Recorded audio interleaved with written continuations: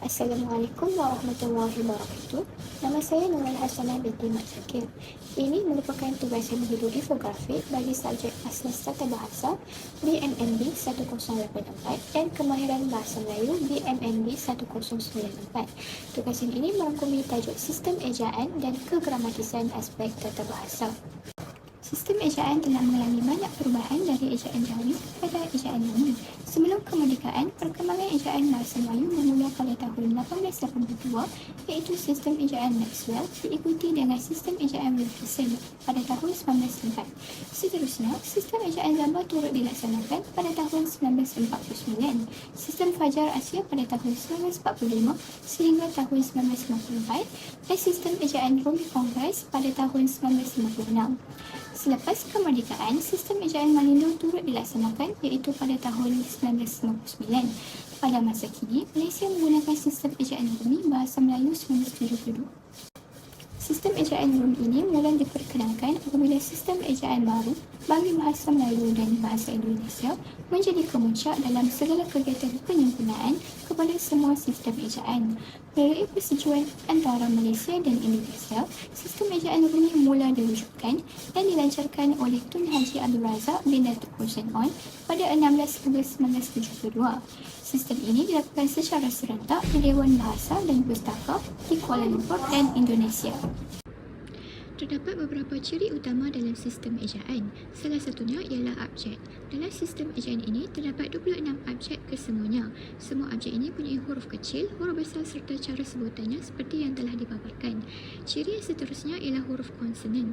Huruf konsonan terdiri daripada 21 abjad kecuali huruf vokal. Huruf konsonan ini boleh dimulai dengan awal kata, tengah kata dan akhir kata. Sebagai contoh, bangku merupakan huruf konsonan awal kata kerana abjad B berada di hadapan. Huruf vokal pula mempunyai 5 abjad iaitu A, E, I, O dan U. Huruf bagi vokal E mempunyai kelainannya tersendiri kerana mempunyai 2 jenis dan 2 bunyi yang berbeza. Salah satunya ialah E pepet. Contoh perkataan bagi E pepet ialah emas. Seterusnya ialah E taling. Perkataan yang disebut sebagai E taling ialah enak. Seterusnya, vokal berganding. Vokal berganding berlaku apabila wujud dua huruf vokal yang berada bersebelahan tetapi bunyi sebutannya dipisahkan. Contohnya, buah, daun, museum dan duit. Bagi diftong pula ialah dua bunyi secara serentak kerana terhasil bunyi luncuran iaitu bunyi vokal pertama mengeluncur ke bunyi vokal yang kedua. Contohnya, serai dan tahu. Selain itu, digraf. Digraf ialah dua huruf konsonan yang hadir secara serentak yang menghasilkan satu bunyi. Contohnya, gaib, khasiat dan bunga. Seterusnya ialah deretan konsonan. Deretan konsonan ialah gabungan dua huruf konsonan yang hadir serentak dalam satu perkataan tetapi dalam suku kata berasingan. Terdapat 60 jenis deretan konsonan, antaranya ialah deretan konsonan MB. Contoh perkataannya ialah 9. Huruf MB di tengah perkataan dilabel sebagai deretan konsonan kerana hadir serentak tetapi dalam suku kata yang berlainan. Contoh lain bagi deretan konsonan ialah MP. Contohnya perkataan tempat. Selain itu, gugusan konsonan juga merupakan ciri utama dalam sistem ejaan.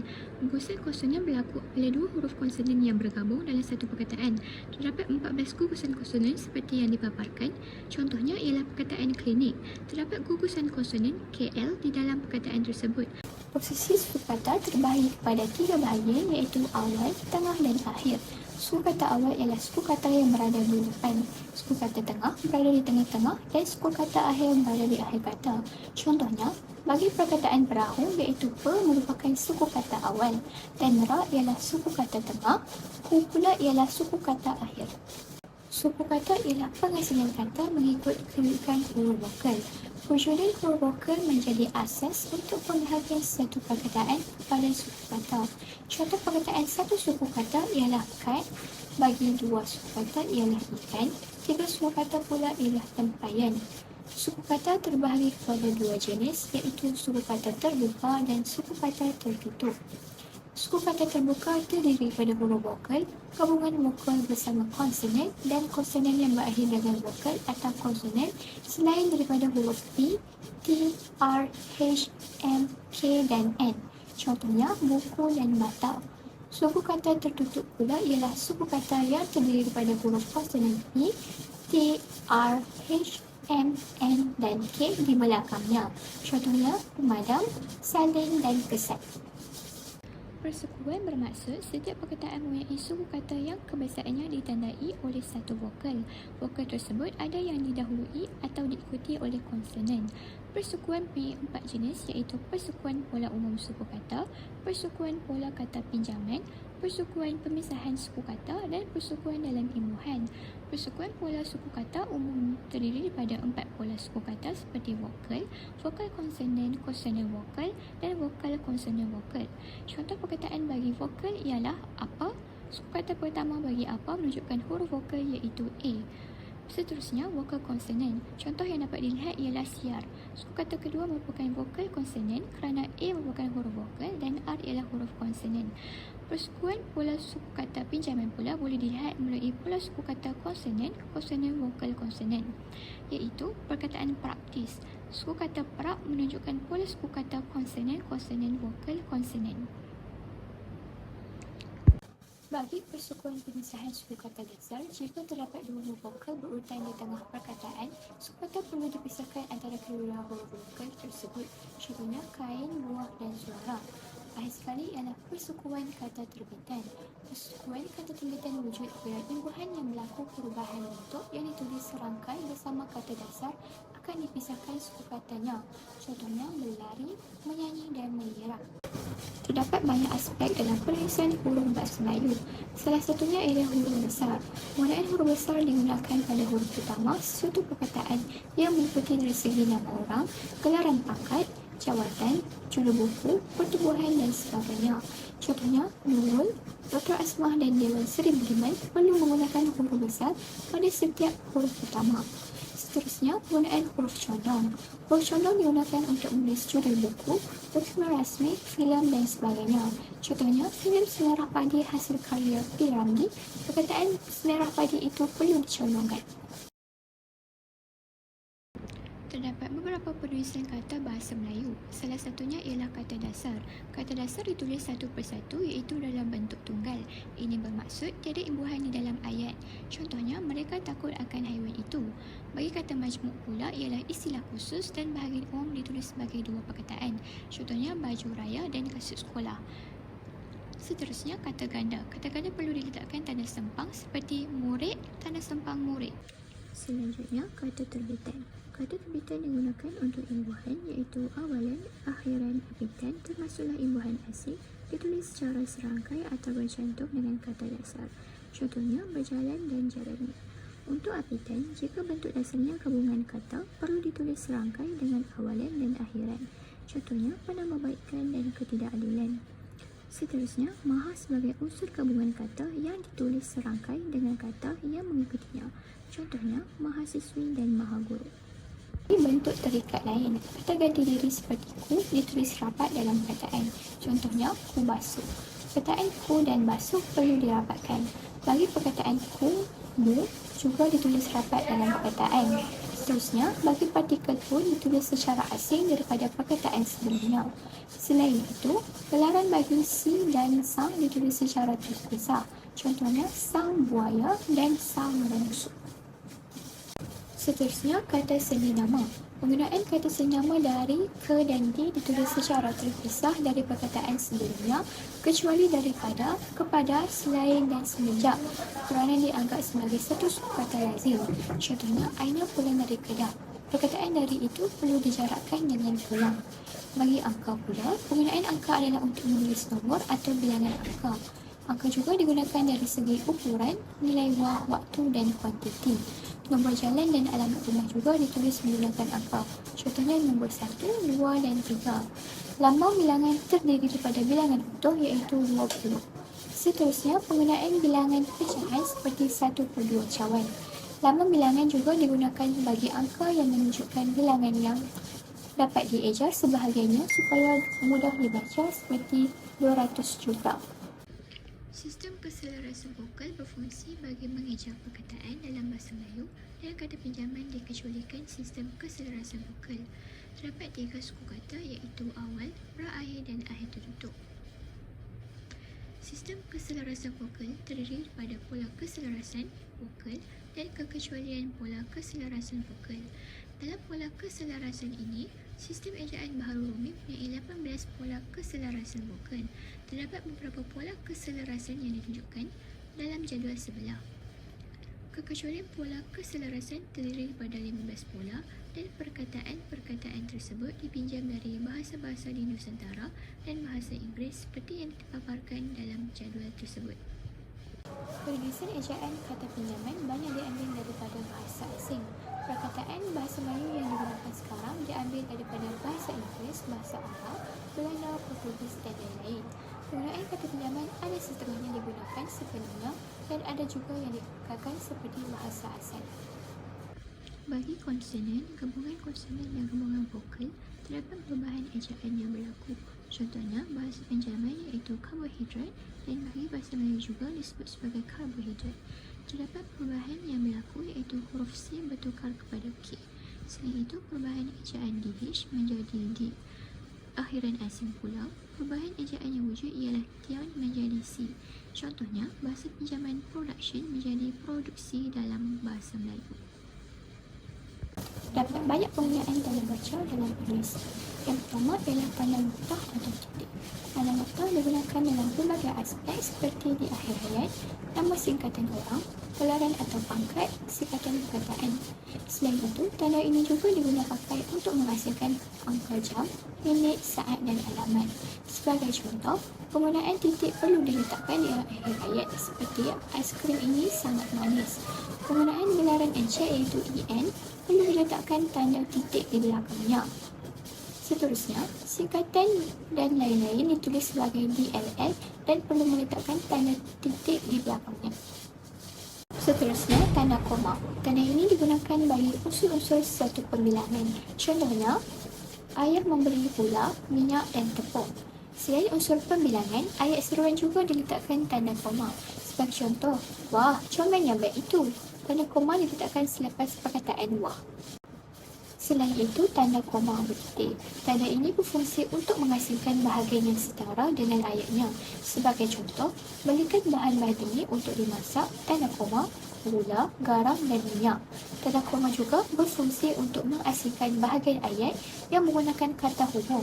Contoh yang boleh dirujuk ialah Aina sedang menanak nasi, tanda koma, ibu sedang mencuci pinggan. Tanda titik bertindih berfungsi untuk menerangkan sesuatu ayat. Contohnya, untuk menunjukkan acara iaitu dengan meletakkan titik bertindih selepasnya ditulis secara terus pertandingan syarahan. Selain itu, tanda ini digunakan bagi dialog yang menunjukkan percakapan pelaku. Contohnya, ibu diletakkan titik bertindih, tolong bersihkan dapur ini. Seterusnya, Ana diletakkan titik bertindih, baiklah ibu. Di samping itu, tanda sempang digunakan untuk menyambung unsur-unsur kata ganda seperti buku-buku. Tanda sempang diletakkan di tengah antara perkataan-perkataan tersebut. Tanda ini juga berfungsi untuk merangkaikan ke dengan angka. Contohnya ialah barisan yang kedua. Di samping itu, tanda sempang digunakan untuk menyambung unsur-unsur kata ganda seperti buku-buku. Tanda sempang diletakkan di tengah antara perkataan-perkataan tersebut. Tanda ini juga berfungsi untuk merangkaikan ke dengan angka. Contohnya ialah barisan yang kedua. Di samping itu, tanda sempang digunakan untuk menyambung unsur-unsur kata ganda seperti buku-buku. Tanda sempang diletakkan di tengah antara perkataan-perkataan. Tanda pisah digunakan untuk membatasi penyisipan kata yang memberikan penjelasan khusus. Contohnya, bangsa ini diletakkan tanda pisah, saya harapkan letakkan tanda pisah akan menjadi bangsa terbesar. Tanda pisah perlu diletakkan 2 kali dalam satu ayat. Tanda ini juga menegaskan adanya posisi atau keterangan yang lain sehingga ayat tersebut menjadi tegas. Sebagai contoh, kemerdekaan bangsa itu saya yakin akan tercapai diperjuangkan oleh bangsa itu sendiri. Selain itu, tanda elipis. Tanda ini diguna pakai untuk ayat yang terputus-putus. Contohnya sekarang, marilah kita menjaga kebersihan kelas. Tanda tanya pula digunakan untuk ayat tanya di akhir ayat. Tanda ini juga berfungsi untuk ayat yang kurang bukti kebenarannya. Sebagai contoh, perbelanjaan saya setiap bulan RM350 dan tanda tanya diletakkan di belakang sekali. Seterusnya, tanda seru digunakan pakai untuk ayat yang menunjukkan perintah dan emosi. Contohnya, "Wah, cantiknya baju kamu." Selain tanda seru, tanda kurung digunakan untuk menjelaskan maksud singkatan. Contohnya, singkatan SPM yang bermaksud Sijil Pelajaran Malaysia. Tanda seru juga perlu digunakan bagi menerangkan idea yang lebih terperinci dengan mengupdate angka atau huruf. Contoh telah dipaparkan di bawah. Tanda siku pula diletakkan di antara huruf kelompok kata bagi kesalahan dalam naskah asli. Bagi tanda petik pula berfungsi dalam sesuatu dialog. Contohnya, ayat "saya sudah makan" perlu diapit dengan tanda petik. Terdapat beberapa contoh lain seperti yang telah dipaparkan. Bagi tanda petik tunggal, tanda ini digunakan bagi mengapit ungkapan atau ayat dalam petikan. Contohnya, engkau dengar bunyi kering-kering tadi. Perkataan kering-kering diapit dengan tanda petik tunggal. Seterusnya, tanda ulang biasanya digunakan untuk menyatakan perkataan berulang dalam bentuk gandaan. Contohnya, perkataan murid-murid diletakkan angka 2 di belakang. Tanda garis miring pula digunakan dalam kod surat dan contoh telah dipaparkan. Tanda ini juga menggantikan perkataan atau dan per serta alamat. Tanda penyingkat menunjukkan perhilangan bahagian kata. Contohnya, perkataan kan dalam ayat menyingkatkan daripada perkataan akan. Kegramatisan dari aspek tata bahasa sangat penting dalam bahasa Melayu. Seperti yang kita tahu, tata bahasa merupakan acuan yang mengikut hukum bahasa bagi sesuatu bahasa. Pertuturan dan penulisan sangat menitik beratkan kegramatisan ayat yang tepat. Dalam tata bahasa, terdapat 4 aspek yang menimbulkan ketidakgramatisan sesuatu ayat, iaitu kesalahan ejaan, kata, frasa dan ayat. Kesalahan ejaan ialah kesilapan yang dibuat dalam bentuk tulisan dan tanda baca.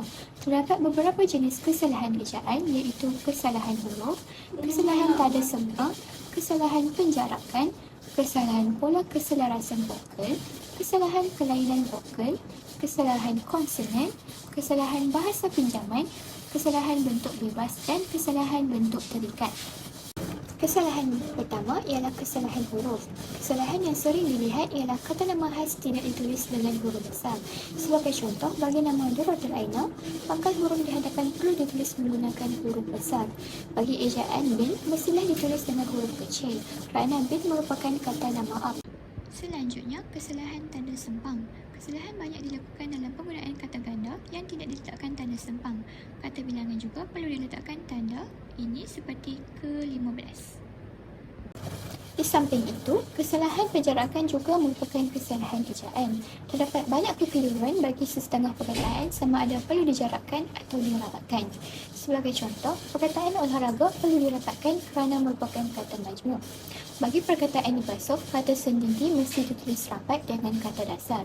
Bagi perkataan di rumah pula, imbuhan di mesti diasingkan dengan kata dasar. Terdapat juga kesalahan pola keselarasan vokal. Kesalahan yang dilakukan ialah menggunakan huruf vokal yang salah. Contohnya, perkataan kuih menjadi kuih, perkataan balik menjadi balik. Seterusnya, perkataan sembelih, ejaan yang betul adalah sembelih, dan memilih menjadi memilih.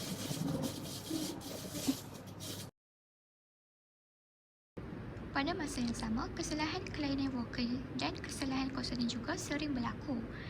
Terdapat beberapa contoh yang telah dipaparkan.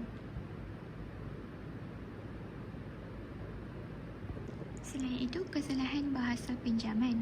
Kesalahan ini kebanyakannya berlaku kerana diambil dari perkataan bahasa Inggeris yang mempunyai ejaan yang hampir sama. Terdapat beberapa contoh yang telah dipaparkan. Terdapat beberapa kesalahan bentuk bebas seperti ejaan yang salah bagi juita yang betulnya ialah juta, gabra menjadi gubra, mustika menjadi mestika. Bagi kesalahan bentuk terikat, perkataan ada perlu disekalikan dengan pun. Seterusnya, kata partikel perlu ditulis serangkai dengan perkataan lain. Contohnya, siapakah? Kata partikel kah perlu dirapatkan dengan siapa. Kata ganti sikat pula mesti ditulis dengan serangkai kata lain. Contohnya, perkataan ku mesti dirapatkan dengan tulis. Kesalahan tata bahasa pada masa kini semakin meluas, terutamanya dalam penggunaan media sosial. Bagi membendung isu-isu kegramatisan tata bahasa yang kurang tepat, ibu bapa perlu memainkan peranan dengan mendidik anak mereka dengan budaya membaca sejak kecil lagi. Pada era yang semakin canggih ini, anak-anak sangat mudah terdedah dalam perkataan atau istilah bahasa Melayu yang tidak betul, terutamanya dalam media sosial. Ini dapat memberi kesan kepada penggunaan dalam komunikasi seharian mereka. Oleh itu, ibu bapa boleh mengurangkan penggunaan telefon pintar kepada anak-anak mereka serta menyediakan bahan ilmiah yang menarik untuk anak mereka bagi menekankan lagi aspek-aspek tata bahasa yang tepat. Secara luasnya, sistem ejaan dan isu kegramatisan dalam aspek tata bahasa semakin dipandang remeh oleh masyarakat. Penggunaan tata bahasa yang salah boleh menyebabkan kekeliruan dan menimbulkan salah faham. Oleh itu, pengetahuan mengenai ejaan dan tata bahasa perlu dipupuk sejak awal dalam pendidikan bagi meningkatkan kemahiran menggunakan bahasa dengan betul. Penulisan papan tanda dan iklan juga perlu diambil serius oleh pihak berkuasa supaya masyarakat tidak menggunakan tata bahasa yang salah.